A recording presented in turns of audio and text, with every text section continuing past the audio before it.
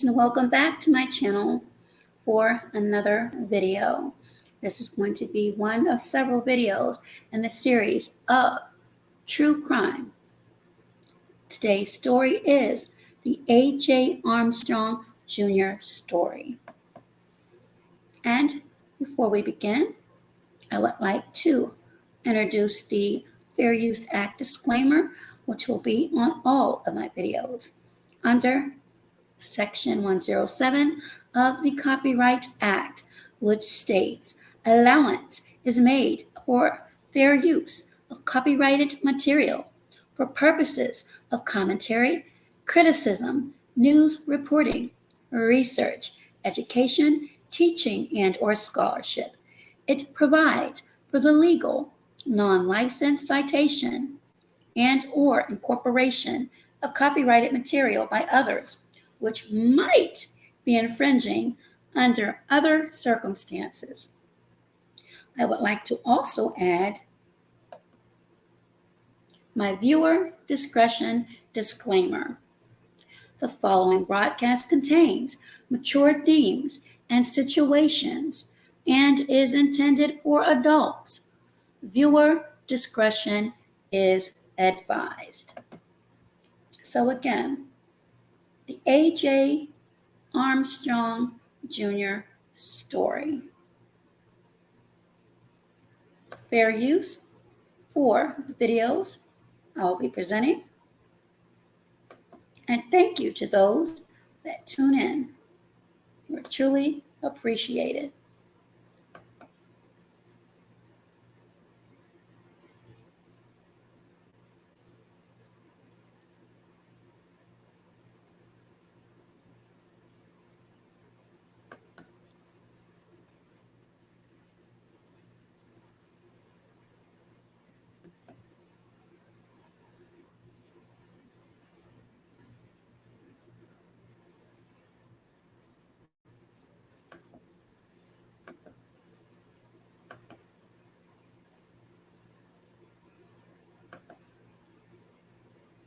This is going to be a previous video in which he adamantly states he did not commit these heinous crimes.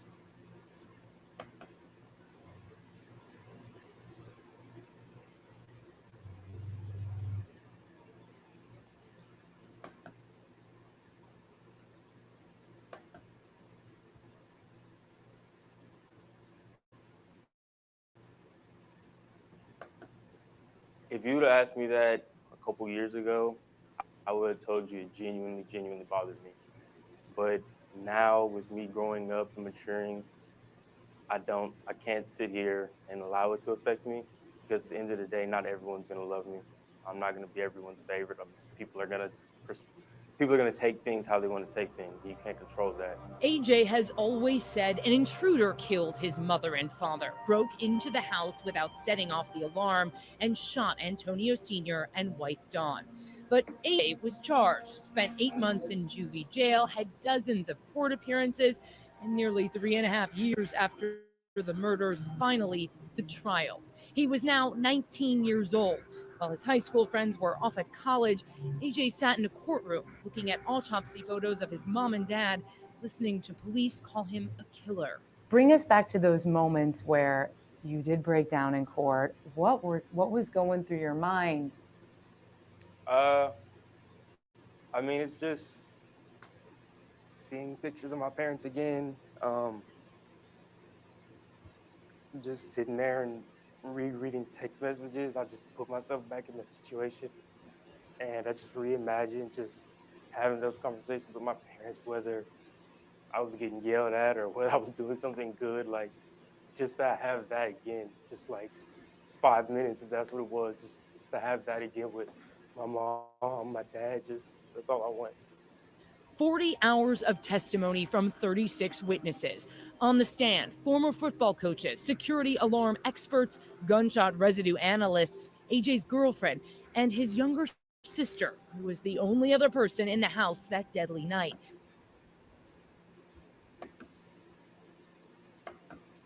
So that was a previous interview where AJ vehemently stated he did not commit these heinous crimes. Who is AJ Armstrong? Ex-NFL son. Ex-NFL son of Antonio Armstrong Sr., who at age 23 was found guilty of taking the lives of both of his parents by a Texas grand jury Wednesday.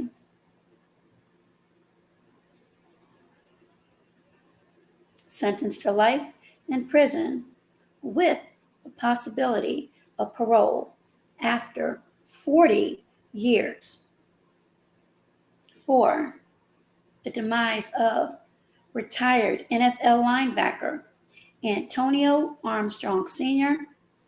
and Dawn Armstrong in the family's Southwest Houston home. 2 previous trials ended in a hung jury, and AJ, who was now married and a father himself, had been out of jail on an ankle monitor since bonding out in 2017. The jurors came to the guilty verdict after hearing more than 40 hours of testimony from 31 witnesses over an 11-day span. It is reported that Armstrong showed no emotion while the verdict was read out loud, while his longtime partner and wife, Kate Armstrong, openly cried in the courtroom. Reports state that Armstrong, then 16, had taken the life of both of his parents on the date of July the 29th, 2016, as they were both asleep in their bed, and placed a pillow over their heads before calling 911, hearing shots. Unfortunately, his parents, who were both 42 years old, were pronounced upon arrival at the hospital.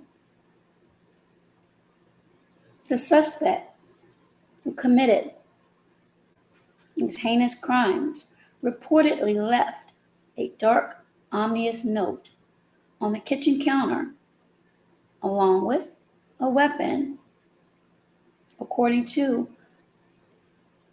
reports that belonged to Antonio Sr., and the note read, "I have been watching you for a long time.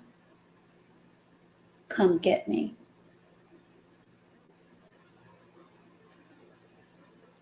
Prosecutors, according to reports, said that AJ had went through the same weapon into a pillow and blanket through the floor of his bedroom about a week before the demise, and also lit a fire outside of his parents' bedroom just 2 days before.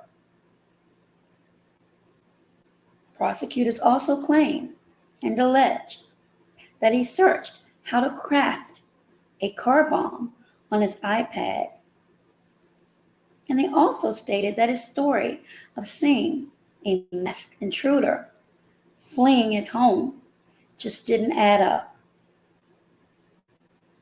AJ told investigators he saw a man about 6 foot tall in a mask flee their home. But prosecutors stated AJ did not mention that detail until hours into an investigation, and that the home security alarm system showed no records of anyone entering the home the night of this tragedy. Armstrong, according to reports, had been scolded by his parents after he was kicked out of high school for receiving failing grades and smoking. And I will say, it was not cigarettes he was smoking, according to reports.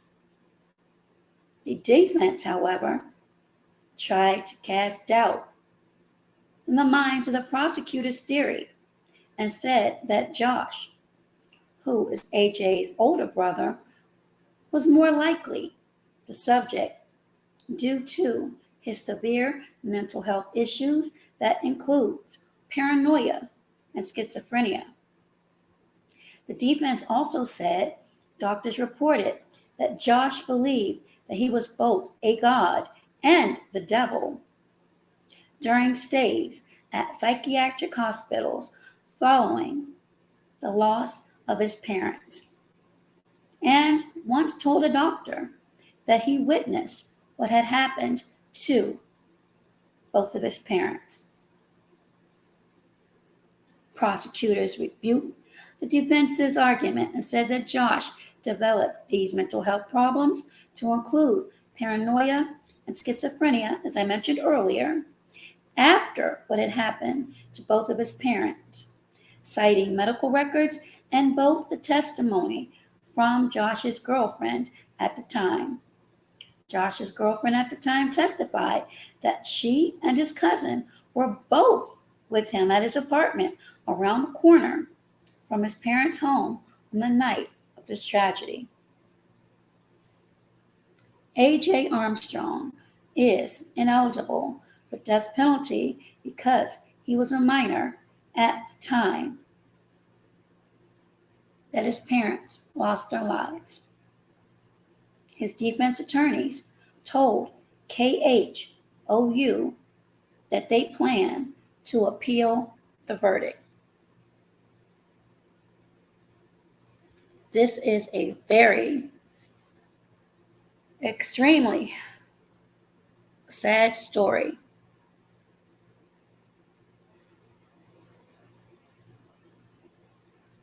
That I would not wish upon anyone. It's upsetting, but we've seen, unfortunately, and heard, unfortunately, of many stories of this nature. And I have another video that I would like to share.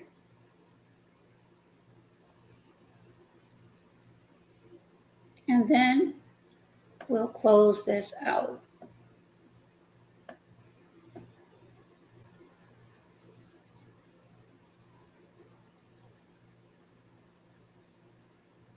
Again, this is fair use.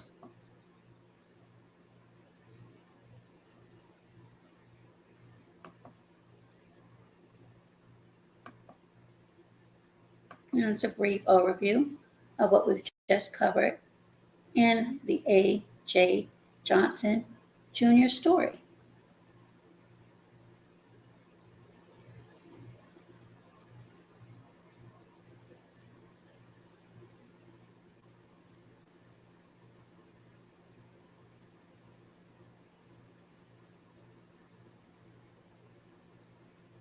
And this is just going to be a snippet. And for the full documentary, you can go to the content creators page. All of that will be in the description.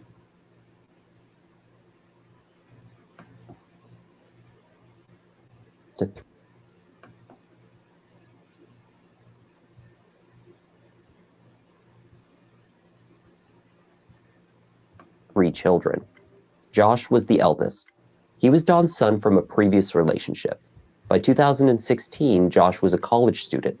He had also developed a close relationship with his stepfather and was extremely close to his younger siblings, 16-year-old Antonio Jr., known as AJ, and 12-year-old Kara. AJ was a football player himself and was known as the big man on campus. He and his sister still lived in the family home with their parents.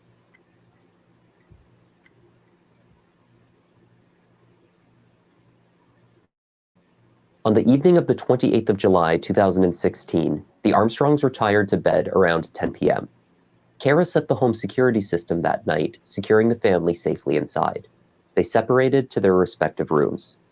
The master bedroom was located on the second floor, where Don and Antonio slept. Kara was just down the hallway. AJ had a room in the loft on the third floor, one that he had previously shared with his older brother, Josh. 3 weeks earlier, however, Josh had moved into his own apartment only a short drive away. For hours that night, the house was quiet. The only activity was 16-year-old AJ awake in his room texting with his girlfriend, Kate. The two called it a night at just past 1 a.m. The events of the next hour would change all of their lives forever. At 1:40 a.m., AJ called 911 emergency. He told the dispatcher that he heard gunshots in the house. He then descended to the second floor and noticed that the door to his parents' bedroom was ajar. They never leave it open, even a crack, AJ said. He did not enter the room.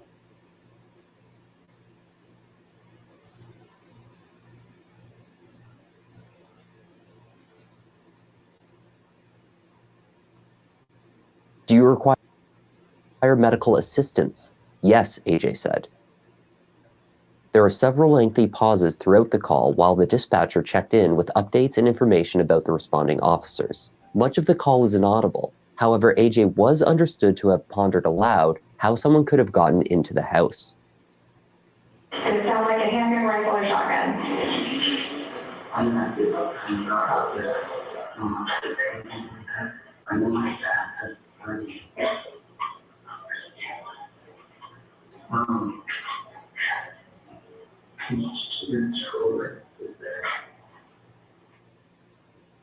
In another barely distinguishable whisper, in response to the dispatcher, AJ notes a ringing that he has in his ear. Then, 7 minutes into the call, he also made another ambiguous statement. Okay, can you hear anything else that's going on?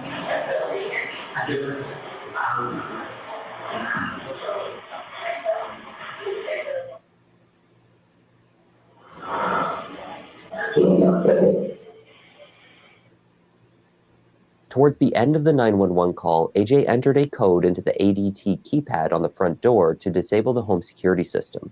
The call lasted 16 minutes in total. Then, AJ is heard opening the door. He and Kara walked out to meet law enforcement.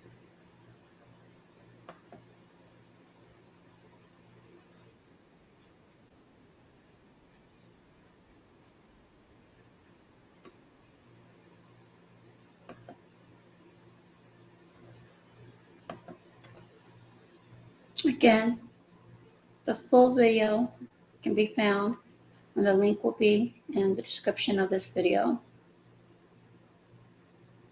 23-year-old AJ Armstrong Jr. was found guilty of taking the lives of both of his parents, sentenced to life with the possibility of parole in 40 years. His attorneys have stated that they do plan to appeal. Thank you for tuning into this video. Your thoughts and comments are welcome. Until next time, if you like this video, please be sure to give it a big thumbs up. If you have not subscribed, please make sure that you do.